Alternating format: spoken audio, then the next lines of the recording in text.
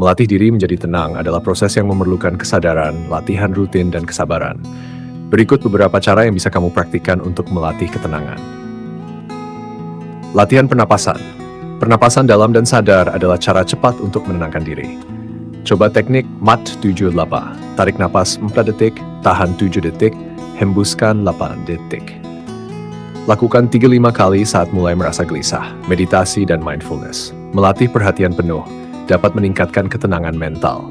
Meditasi 5-10 menit per hari saja sudah membantu. Fokus pada napas atau sensasi tubuh dan biarkan pikiran lewat tanpa dihakimi. 3. Mengenali dan menerima emosi. Jangan langsung melawan rasa marah, takut, atau cemas. Katakan dalam hati, "Aku sedang merasa marah sekarang dan itu wajar." Kesadaran ini membantu menciptakan jarak antara kamu dan reaksi impulsif. Pola pikir yang disadari. Ubah reaksi otomatis seperti marah atau panik dengan pertanyaan reflektif. Apa hal terbaik yang bisa kulakukan sekarang? Latih cara berpikir realistis dan tidak terburu-buru menilai situasi. 5. Gaya hidup sehat, tidur cukup, makan bergizi, dan olahraga rutin membantu menjaga kestabilan emosi. Hindari konsumsi berlebihan kafein, gula, atau media sosial. 6. Belajar diam dan mendengarkan. Ketenangan juga tumbuh dari tidak reaktif saat orang lain berbicara. Dengarkan sepenuh hati, bukan hanya untuk membalas. Diam seringkali lebih kuat dari kata-kata. Latihan harian sederhana, misalnya pagi, 2 menit napas sadar.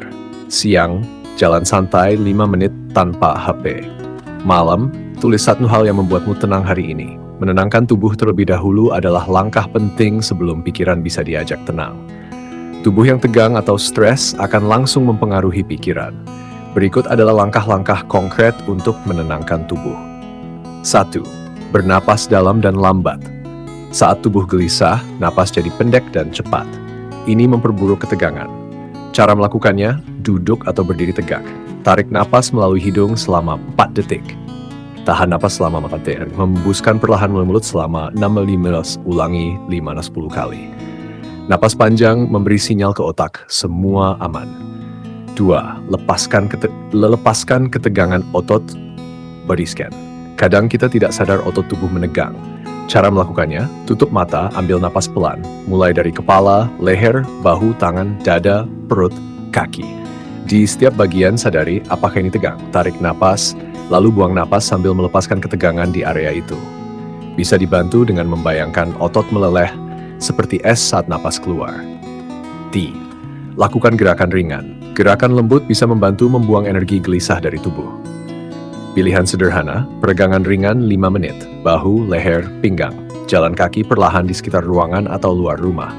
Gerakan tangan dan kaki seperti sedang mengendurkan ketegangan.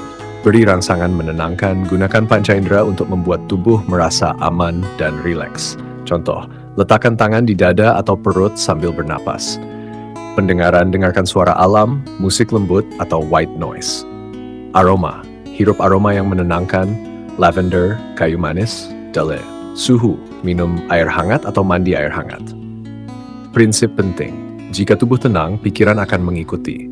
Setelah tubuh lebih rileks, barulah lebih mudah masuk ke tahap menenangkan pikiran, seperti meditasi atau refleksi. Gaya hidup penopang adalah kebiasaan sehari-hari yang memperkuat fondasi fisik, mental, dan emosional agar kamu bisa tetap tenang, stabil, dan tahan menghadapi tekanan hidup. Bisa dibilang ini adalah sistem pendukung yang kamu bentuk untuk menjaga diri tetap kuat dan tidak mudah goyah.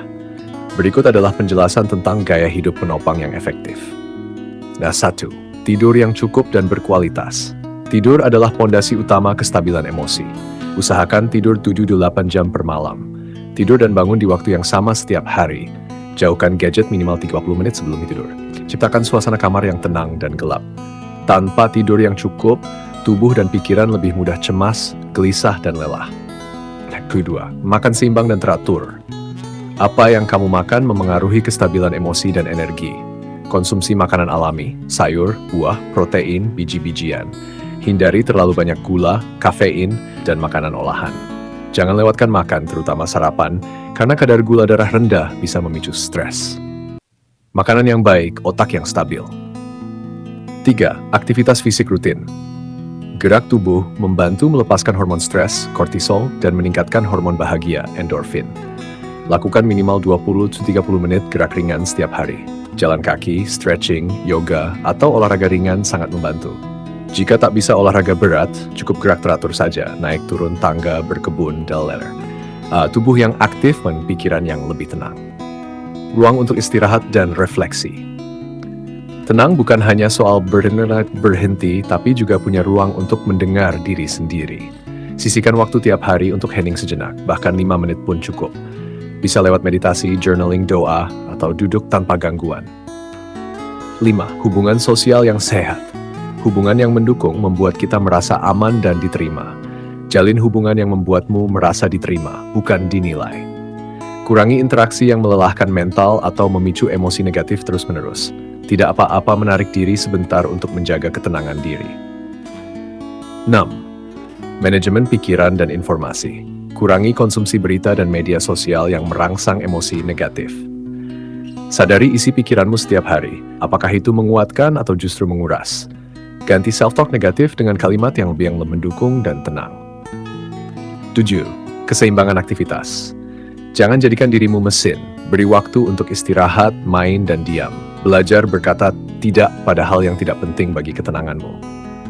Kuncinya, gaya hidup penopang perawatan harian terhadap tubuh, pikiran, dan emosi.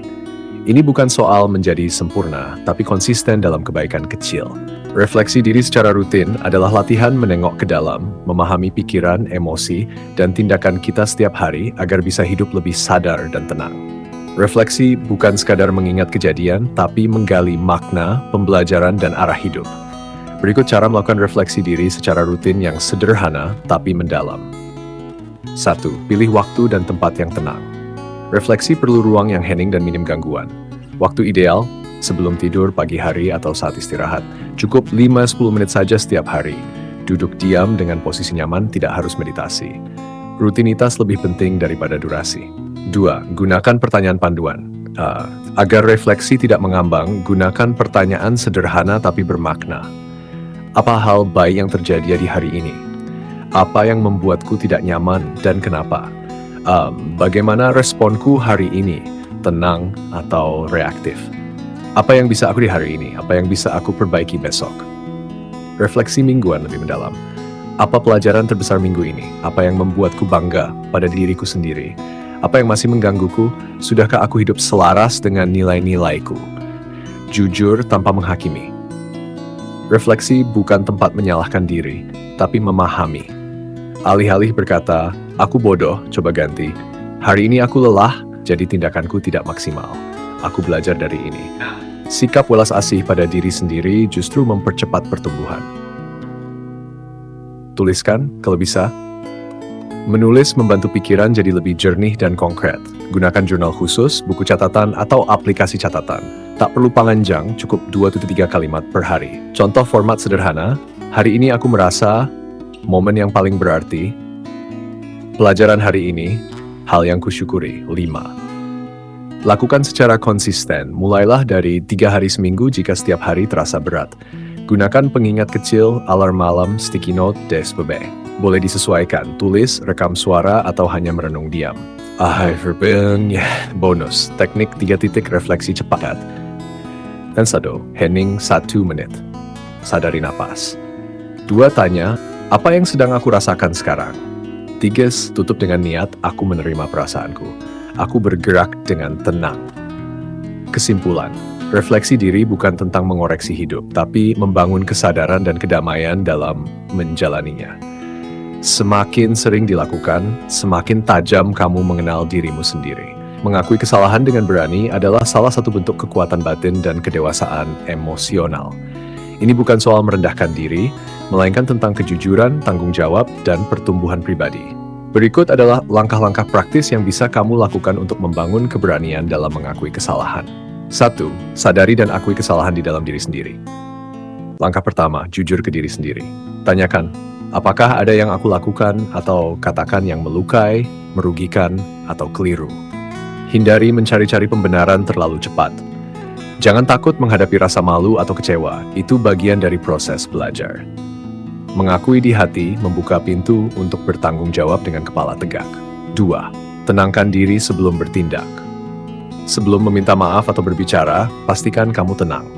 Ambil waktu untuk merenung atau menarik napas dalam. Hindari bertindak saat masih dikuasai emosi, malu, marah, takut. Ketenangan membuat pengakuan terasa tulus, bukan defensif. 3. Nyatakan kesalahan secara langsung dan jelas. Gunakan kata-kata yang sederhana dan jujur, hindari alasan bertele-tele. Contoh, aku sadar aku menyakiti perasaanmu ketika aku berkata seperti itu. Itu salahku dan aku minta maaf. Kunci, gunakan kata aku, bukan kamu membuat aku. Fokus pada apa yang kamu lakukan, bukan membela diri. 4. Tunjukkan tanggung jawab tanpa menghindar. Berani mengakui kesalahan berarti tidak lari dari akibatnya. Tanyakan, apa yang bisa aku lakukan untuk memperbaikinya? Tunjukkan niat untuk belajar dan berubah dari kesalahan itu. Bertanggung jawab with love menunjukkan bahwa kamu bisa dipercaya. Ambil hikmah dan evaluasi diri. Setelah mengakui kesalahan, lakukan refleksi. Apa pelajaran penting dari kejadian ini? Apa yang bisa aku lakukan agar tidak mengulanginya? Apakah ada luka lama atau pola yang perlu disembuhkan? Jangan berhenti di maaf, tapi terus bertumbuh dari sana. 6. Terima reaksi orang lain dengan lapang dada. Kadang orang lain belum siap memaafkan. Itu wajar. Tugasmu adalah mengakui dan memperbaiki, bukan memaksa maaf. Hargai proses mereka, sambil kamu tetap belajar dari pengalaman.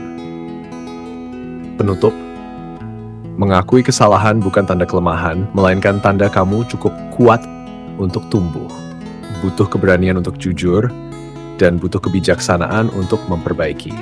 Berhenti membangun citra palsu dan mulai menjadi otentik adalah salah satu perjalanan hidup yang paling membebaskan, tapi juga paling menantang. Ini berarti berani tampil sebagai diri sendiri, tanpa topeng, tanpa manipulasi kesan, tanpa ketakutan harus selalu disukai.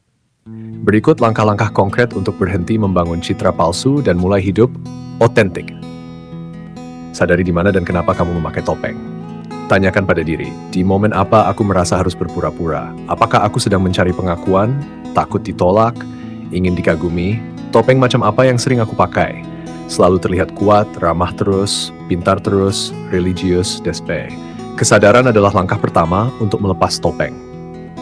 2. Tinjau ulang definisi diterima. Banyak citra palsu lahir dari keyakinan bahwa aku harus jadi seperti ini agar dicintai. Coba tanyakan, apakah aku ingin dicintai karena diriku yang palsu atau yang sebenarnya? Siapa yang benar-benar mencintai dan menghargai diriku yang otentik, bukan versiku yang dibuat-buat? Orang yang tepat tidak akan meninggalkanmu karena kamu jadi diri sendiri. Yang hanya tertarik pada topengmu akan pergi ketika topengnya lepas. 3. Berlatih jujur secara bertahap. Jujur bukan berarti membuka semua hal sekaligus ke semua orang. Mulailah kecil. Jujur mengatakan tidak tahu jika memang tidak tahu. Jujur mengakui lelah jika sedang lelah. Jujur mengatakan aku belum siap bicara sekarang daripada pura-pura baik-baik saja. Kejujuran kecil sehari-hari adalah latihan keberanian otentik. Terima sisi diri yang tidak sempurna. Citra palsu sering muncul karena kita menolak bagian diri yang kita anggap lemah. Perasaan takut, iri, minder, cemas, atau malu. Latih untuk mengatakan, aku tidak sempurna dan itu tidak membuatku kurang berharga. Menjadi otentik, mencintai seluruh dirimu, bukan hanya bagian yang pantas ditampilkan. 5. Kurangi ketergantungan pada penilaian orang. Ingat, penilaian orang berubah-ubah. Tidak semua orang akan menyukaimu. Bahkan saat kamu berpura-pura pun tidak. Orang yang kamu takuti penilaiannya mungkin juga sedang memakai topengnya sendiri. Otentisitas dimulai saat kamu tidak lagi hidup demi ekspektasi orang lain. 6. Luangkan waktu untuk menyendiri dan mengenal diri sendiri. Kamu tidak bisa jadi otentik kalau tidak kenal siapa dirimu. Luangkan waktu sendiri tanpa distraksi. Tanyakan hal-hal seperti, apa yang sebenarnya aku suka? Apa yang aku anggap penting dalam hidup? Apa yang aku takut orang lain tahu tentangku? Sendiri bukan sepi. Sendiri bisa jadi tempat pulang. Beri diri izin untuk tumbuh, bukan tampil sempurna. Menjadi otentik bukan berarti sudah menemukan jati diri sepenuhnya, tapi terus berjalan dengan jujur, meski kadang belum pasti. Kesalahan, perubahan pendapat, dan rasa ragu adalah bagian dari keaslian. Kesimpulan, menjadi otentik, hidup dengan keberanian untuk dilihat apa adanya. Saat kamu berhenti berusaha tampak baik, kamu mulai benar-benar menjadi baik dengan jujur, utuh, dan damai. Berlatih bicara jujur meskipun hanya hal-hal sederhana adalah pondasi dari keberanian, ketenangan batin, dan keotentikan. Kejujuran bukan hanya soal mengungkap kebenaran besar, tapi juga soal tidak menyembunyikan diri dalam hal-hal kecil sehari-hari. Berikut adalah cara konkret untuk melatih kebiasaan bicara jujur secara bertahap dan sehat. 1. Mulai dari kejujuran kepada diri sendiri. Sebelum jujur ke orang lain, latih dulu ke dalam diri. Apa yang sebenarnya aku rasakan? Apa yang aku butuhkan saat ini? Apakah aku sedang menyenangkan orang lain atau menghormati diriku? Jujur keluar akan sulit, kalau di dalam masih banyak penyangkalan. 2. Latih kejujuran kecil dalam percakapan sehari-hari. Contoh kejujuran sederhana, aku sebenarnya belum terlalu paham soal itu. Aku agak lelah, bisa kita tunda ngobrolnya. Sejujurnya aku kurang nyaman dengan candaan itu. Mulai dari topik ringan, situasi yang relatif aman, orang yang kamu percaya, ini membangun keberanian dan kepercayaan dirimu sendiri, sedikit demi sedikit. 3. Jujur tanpa kasar, gunakan nada yang lembut. Kejujuran tidak harus tajam, bisa disampaikan dengan empati dan hormat. Contoh, alih-alih aku benci ngobrol sama kamu. Coba, kadang aku merasa obrolan kita berat dan aku ingin waktu untuk menenangkan pikiran dulu. Gunakan kalimat, aku merasa, sejujurnya. Kejujuran yang bijak, lebih penting pula menyampaikan isi hati tanpa melukai hati orang lain. 4. Belajar diam saat belum siap jujur. Tidak semua kejujuran harus langsung diucapkan. Kadang perlu waktu. Contoh, aku belum siap bicara soal itu sekarang, tapi aku ingin jujur padamu suatu saat nanti. Ini juga bentuk kejujuran.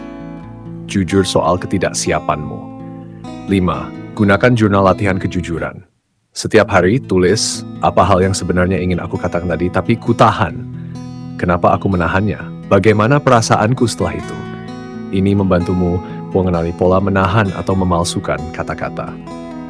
6. Latih jujur yang bernilai. Bukan hanya jujur asal bicara, jujur bukan berarti harus mengatakan segala hal, tapi hal yang penting, bermakna, dan sejati.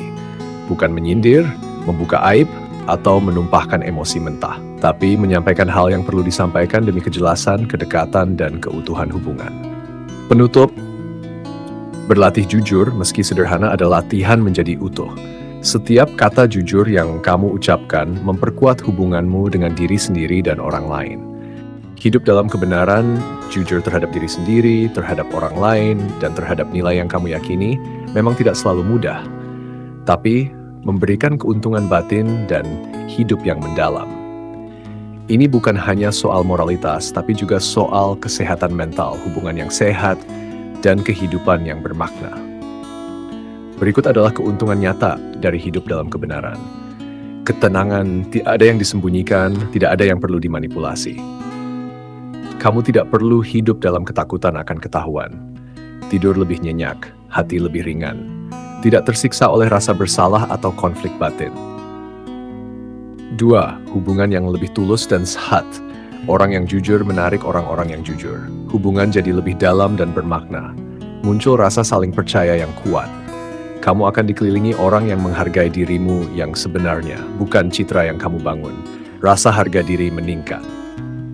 Kamu bangga pada siapa dirimu, bukan karena topeng, tapi karena integritas. Kamu tahu bahwa kamu hidup selaras dengan nilai-nilai yang kamu yakini. Ada kekuatan batin dari keselarasan antara pikiran, kata, dan tindakan. 4. Lebih hemat energi mental. Berbohong, menyembunyikan, atau memalsukan butuh banyak tenaga mental. Hidup dalam kebenaran membebaskan pikiran dari beban-beban tak perlu. Kamu bisa fokus pada pertumbuhan dan kebaikan, bukan menjaga topeng. 5. Pertumbuhan diri yang nyata. Hidup jujur memaksa kita untuk bertanggung jawab dan belajar dari kesalahan. Karena kamu tidak menyangkal kesalahan, kamu lebih cepat berkembang. Kamu bisa mengevaluasi dirimu secara jujur, bukan lewat pembenaran palsu. Arah hidup lebih jelas. Kebenaran membuatmu tahu siapa kamu, apa yang kamu mau, dan kemana kamu melangkah. Tidak lagi hidup demi ekspektasi orang lain. Kamu membangun kehidupan yang kamu yakini, bukan yang kamu palsukan. Hidup dalam kebenaran, jujur terhadap diri sendiri, terhadap orang lain, dan terhadap nilai yang kamu yakini memang tidak selalu mudah, tapi memberikan keuntungan batin dan hidup yang mendalam. Ini bukan hanya soal moralitas, tapi juga soal kesehatan mental, hubungan yang sehat, dan kehidupan yang bermakna. Berikut adalah keuntungan nyata dari hidup dalam kebenaran. Ketenangan, tidak ada yang disembunyikan, tidak ada yang perlu dimanipulasi. Kamu tidak perlu hidup dalam ketakutan akan ketahuan. Tidur lebih nyenyak, hati lebih ringan. Tidak tersiksa oleh rasa bersalah atau konflik batin. 2. Hubungan yang lebih tulus dan sehat. Orang yang jujur menarik orang-orang yang jujur. Hubungan jadi lebih dalam dan bermakna. Muncul rasa saling percaya yang kuat. Kamu akan dikelilingi orang yang menghargai dirimu yang sebenarnya, bukan citra yang kamu bangun. Rasa harga diri meningkat. Kamu bangga pada siapa dirimu, bukan karena topeng, tapi karena integritas. Kamu tahu bahwa kamu hidup selaras dengan nilai-nilai yang kamu yakini. Ada kekuatan batin dari keselarasan antara pikiran, kata, dan tindakan. 4. Lebih hemat energi mental. Berbohong, menyembunyikan, atau memalsukan butuh banyak tenaga mental. Hidup dalam kebenaran membebaskan pikiran dari beban-beban tak perlu. Kamu bisa fokus pada pertumbuhan dan kebaikan, bukan menjaga topeng. 5. Pertumbuhan diri yang nyata. Hidup jujur memaksa kita untuk bertanggung jawab dan belajar dari kesalahan. Karena kamu tidak menyangkal kesalahan, kamu lebih cepat berkembang. Kamu bisa mengevaluasi dirimu secara jujur, bukan lewat pembenaran palsu. Arah hidup lebih jelas. Kebenaran membuatmu tahu siapa kamu, apa yang kamu mau, dan kemana kamu melangkah. Tidak lagi hidup demi ekspektasi orang lain. Kamu membangun kehidupan yang kamu yakini, bukan yang kamu palsukan. Hidup dalam kebenaran, jujur terhadap diri sendiri, terhadap orang lain, dan terhadap nilai yang kamu yakini, memang tidak selalu mudah, tapi memberikan keuntungan batin dan hidup yang mendalam. Ini bukan hanya soal moralitas, tapi juga soal kesehatan mental, hubungan yang sehat, dan kehidupan yang bermakna. Berikut adalah keuntungan nyata dari hidup dalam kebenaran. 1. Ketenangan batin. Tidak ada yang disembunyikan, tidak ada yang perlu dimanipulasi. Kamu tidak perlu hidup dalam ketakutan akan ketahuan. Tidur lebih nyenyak, hati lebih ringan. Tidak tersiksa oleh rasa bersalah atau konflik batin. Nothing else. And 2. Hubungan yang lebih tulus dan sehat, orang yang jujur menarik orang-orang yang jujur. Hubungan jadi lebih dalam dan bermakna. Muncul rasa saling percaya yang kuat. Kamu akan dikelilingi orang yang menghargai dirimu yang sebenarnya, bukan citra yang kamu bangun. 3. Rasa harga diri meningkat. Kamu bangga pada siapa dirimu, bukan karena topeng, tapi karena integritas. Kamu tahu bahwa kamu hidup selaras dengan nilai-nilai yang kamu yakini. Ada kekuatan batin dari keselarasan antara pikiran, kata, dan tindakan. Pampered. Lebih hemat energi mental. Berbohong, menyembunyikan, atau memalsukan butuh banyak tenaga mental. Hidup dalam kebenaran membebaskan pikiran dari beban-beban tak perlu. Terus kamu bisa fokus pada pertumbuhan dan kebaikan, bukan menjaga topeng. 5. Pertumbuhan diri yang nyata. Hidup jujur memaksa kita untuk bertanggung jawab dan belajar dari kesalahan. Karena kamu tidak menyangkal kesalahan, kamu lebih cepat berkembang. Kamu bisa mengevaluasi dirimu secara jujur, bukan lewat pembenaran palsu. 6. Arah hidup lebih jelas. Kebenaran membuatmu tahu siapa kamu, apa yang kamu mau, dan kemana kamu melangkah. Tidak lagi hidup demi ekspektasi orang lain. Kamu membangun kehidupan yang kamu yakini, bukan yang kamu palsukan. Kebenaran membebaskan. Hidup dalam dusta mengurung. Tidak lagi hidup sebagai aktor, tapi sebagai manusia seutuhnya. Bebas dari rasa takut, kehilangan citra, atau penerimaan. Kesimpulan. Hidup dalam kebenaran bukan hidup yang selalu mudah, tapi pasti hidup yang lebih tenang, kuat, dan jujur. Di dalamnya ada kedamaian, dan dari kedamaian lahir kebahagiaan yang tidak dangkal. Banyak orang keliru membedakan antara evaluasi diri dan menghakimi diri, padahal perbedaan keduanya besar dan akan sangat memengaruhi kesehatan mental serta pertumbuhan pribadi kita. Berikut perbedaan utamanya secara jelas dan praktis. 1. Tujuan. Evaluasi diri menghakimi besar. Untuk memahami, belajar, dan bertumbuh. Untuk menghukum atau merendahkan diri, fokus pada perbaikan, fokus pada kesalahan, dan rasa malu. 2. Sudut pandang evaluasi diri, menghakimi diri hari dari ini. Aku gagal, dari ini aku buruk. Berdasarkan peristiwa dan tindakan menyangani lagi itu tiada hargan. Buat si Mei, menghakimi diri. Saya tiap sa ini hal. Evaluasi diri. Aku salah di situ tapi aku selalu begini. Aku belum cukup sabar tadi, aku perlu melatihnya. Aku memang selalu emosian, gak pernah bisa berubah, tapi aku bisa perbaiki. Kenapa aku selalu begini? 4. Dampak jangka panjang. Evaluasi diri, menghakimi diri.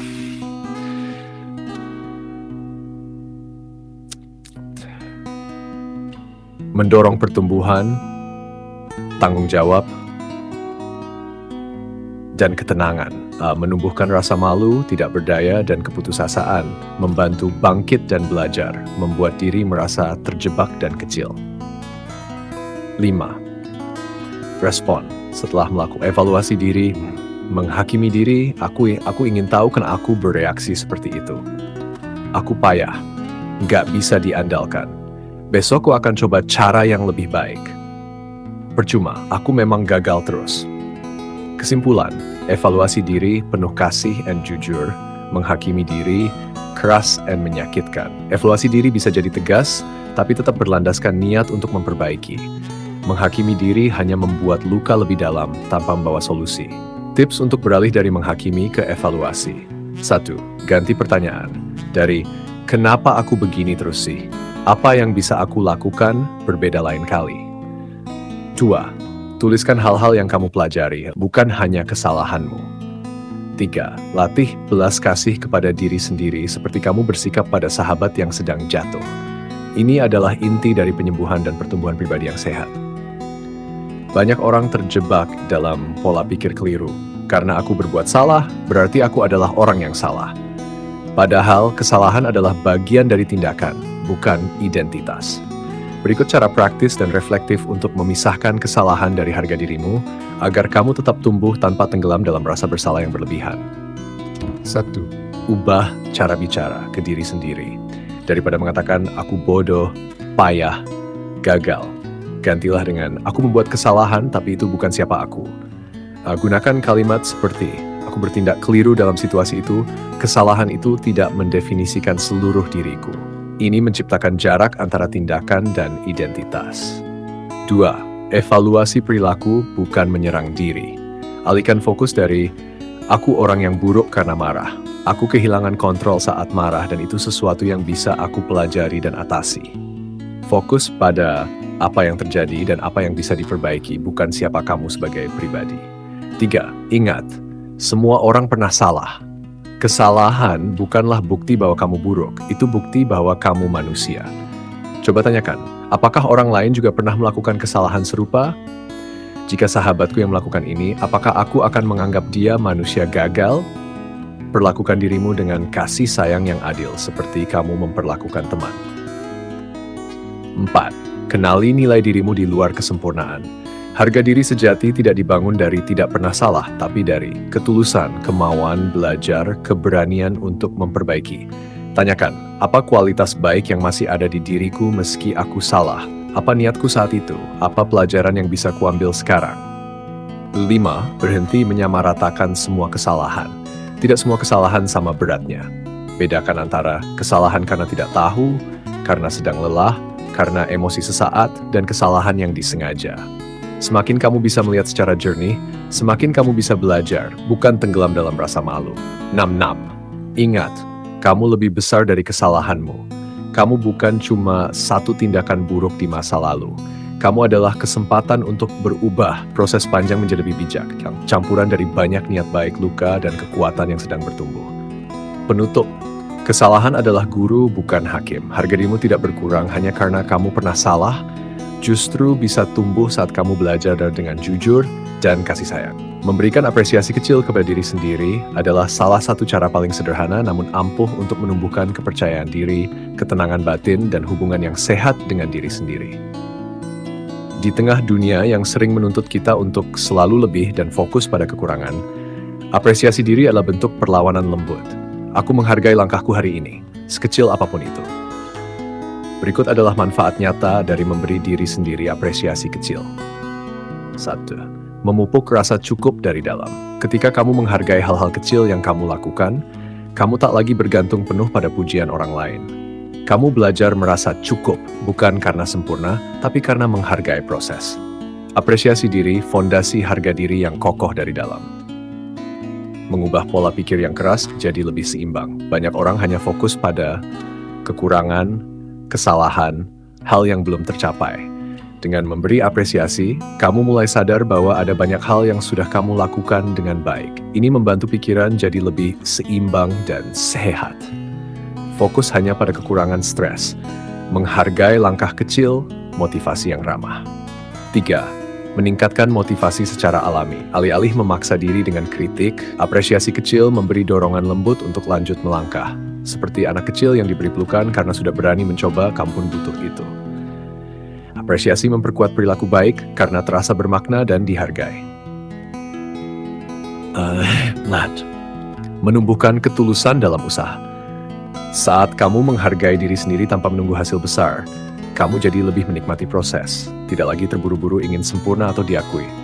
Kamu mulai bergerak bukan karena takut gagal, tapi karena cinta pada prosesmu sendiri. 5. Menjaga kesehatan emosional. Apresiasi diri yang konsisten dapat meredam kritik batin yang berlebihan, menurunkan stres, mengurangi perasaan tidak berharga. Ini seperti menyiram tanaman jiwamu, pelan tapi tumbuh kuat.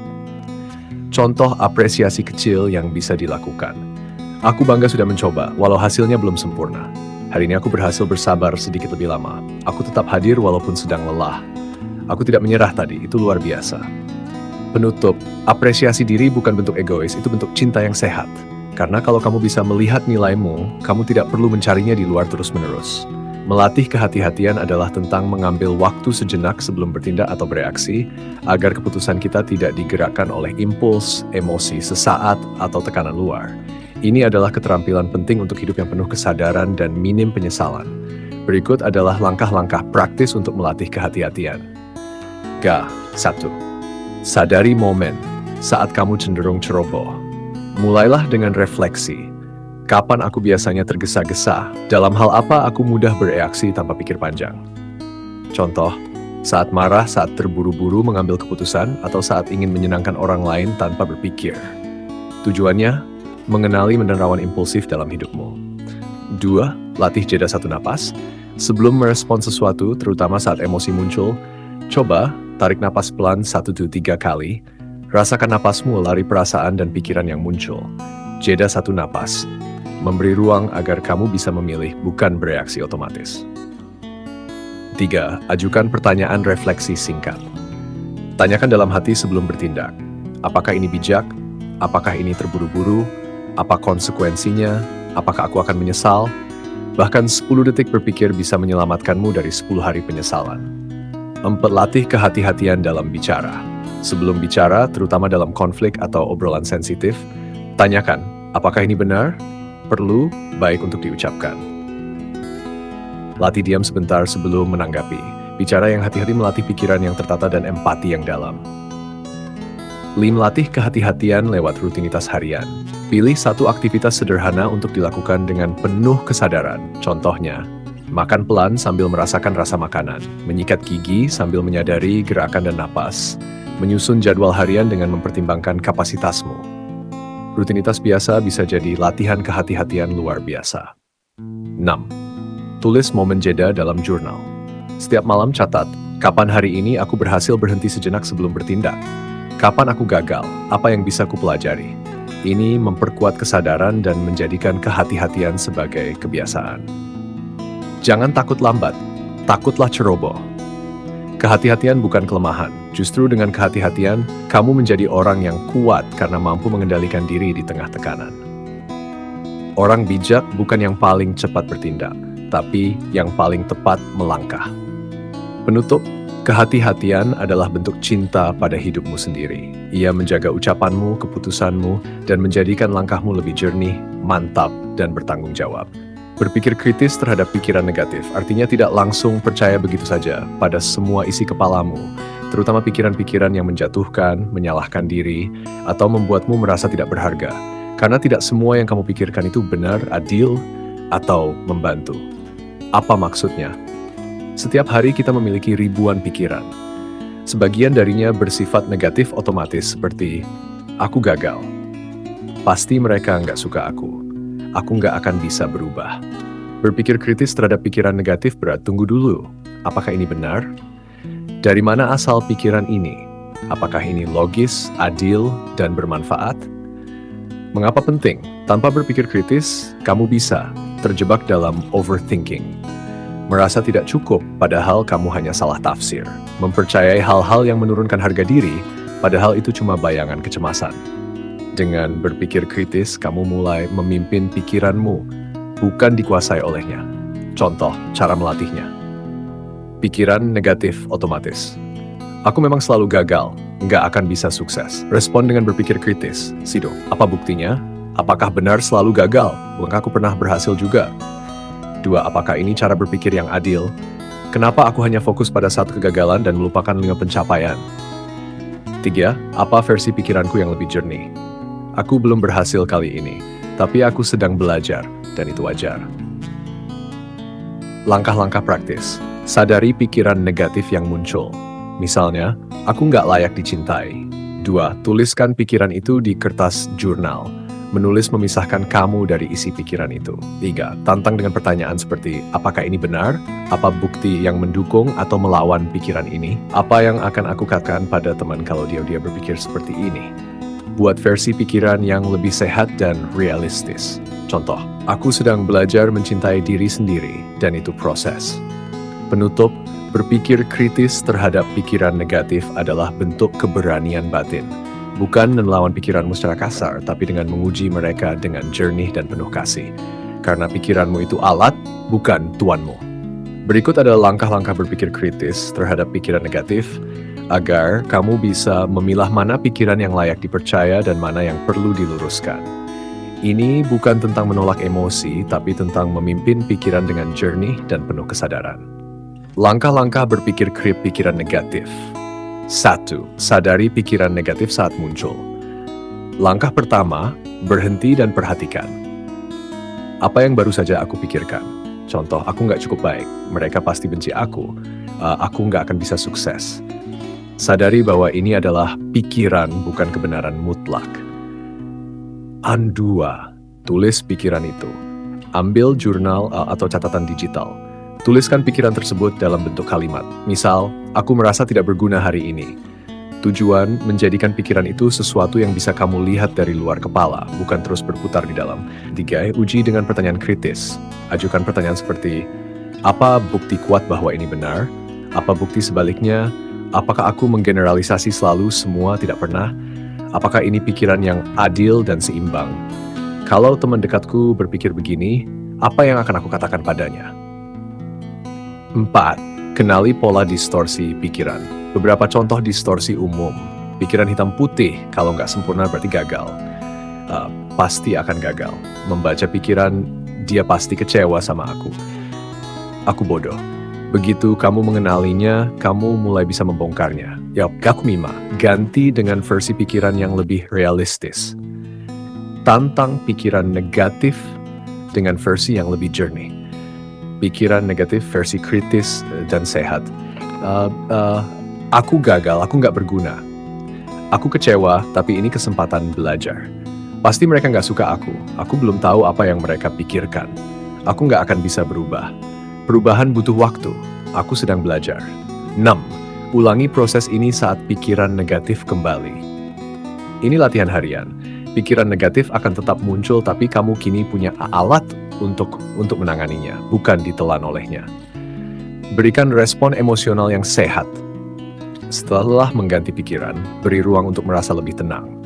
Tarik napas panjang, letakkan tangan di dada, ucapkan, aku sedang berproses. Aku tidak harus percaya semua isi kepalaku. Penutup, kamu bukan pikiranmu. Kamu adalah kesadaran yang bisa memilih untuk mempercayai atau melepaskannya. Dengan latihan, kamu akan makin jernih memilah mana pikiran yang layak ditindaklanjuti, mana yang hanya kabut sesaat. Dialog internal tidak sehat adalah pola bicara batin yang terus-menerus melemahkan, menghakimi, dan membuat kamu merasa buruk tentang diri sendiri, seringkali tanpa kamu sadari. Berikut adalah ciri-ciri dialog internal yang tidak sehat, agar kamu bisa mengenalinya dan mulai menggantinya dengan suara batin yang lebih jernih dan membangun. Ciri dialog internal tidak sehat. 1. Terlalu keras dan menghakimi diri sendiri. Contoh, kok bodoh banget sih kamu? Kamu payah, gagal terus. Memang dasarnya nggak bisa diandalkan. Efek rasa malu, rendah diri, dan sulit berkembang karena terus diserang dari dalam. 2. Berpikir hitam putih or nothing. Contoh, kalau aku nggak sempurna berarti aku gagal. Aku nggak berhasil hari ini, aku gagal sebagai manusia. Sulit menghargai kemajuan kecil, selalu merasa kurang. 3. Meramal masa depan secara negatif. Contoh, pasti semuanya akan kacau, percuma, pasti gagal juga. Kehilangan semangat sebelum mencoba, dilumpuhkan oleh bayangan masa depan. Half-part, mengabaikan hal positif. Contoh, ya aku berhasil, tapi itu kan cuma kebetulan. Pujian itu pasti cuma basa-basi. Efeknya, tidak bisa menerima pencapaian, sulit membangun kepercayaan diri. Membaca pikiran orang lain. Contoh, dia pasti kecewa padaku. Mereka pasti mikir aku aneh. Efeknya cemas berlebihan, menarik diri, dan sulit bersikap natural. 6. Membuat label negatif pada diri sendiri. Contoh, aku gagal, aku pemalas, aku selalu merusak segalanya. Efeknya, identitas diri rusak karena percaya label yang tidak adil dan menyeluruh. 2. Mengasumsikan diri selalu salah. Kalau ada masalah, pasti salahku. Aku pasti penyebab kekacauan ini. Efeknya menanggung beban berlebihan, rasa bersalah yang tidak perlu. 8. Berorientasi pada harus dan seharusnya. Aku harus selalu kuat. Aku seharusnya nggak pernah gagal. Efeknya menekan diri sendiri secara tidak realistis, sulit merasa damai. Pola umum dialog internal tidak sehat. Kaku dan absolut, fokus pada kekurangan dan kesalahan, sulit menerima pujian, kesalahan dianggap fatal. Tidak memberi ruang untuk kelemahan atau proses. Dialog internal adalah narasi yang kamu dengar setiap hari. Jika isinya terus negatif, luka akan tumbuh di dalam diam. Tapi kalau kamu mulai menyadari dan mengubahnya, kamu bisa menciptakan ruang aman di dalam dirimu sendiri. Menentukan fokus pikiran berarti mengendalikan kemana perhatianmu diarahkan, sehingga energi mentalmu tidak tercecer ke hal-hal yang melemahkan, tapi tertuju pada yang membangun, bermakna, dan kamu bisa kendalikan. Ini adalah inti dari ketenangan batin, kejernihan berpikir, dan tindakan yang terarah. Langkah-langkah menentukan fokus pikiran.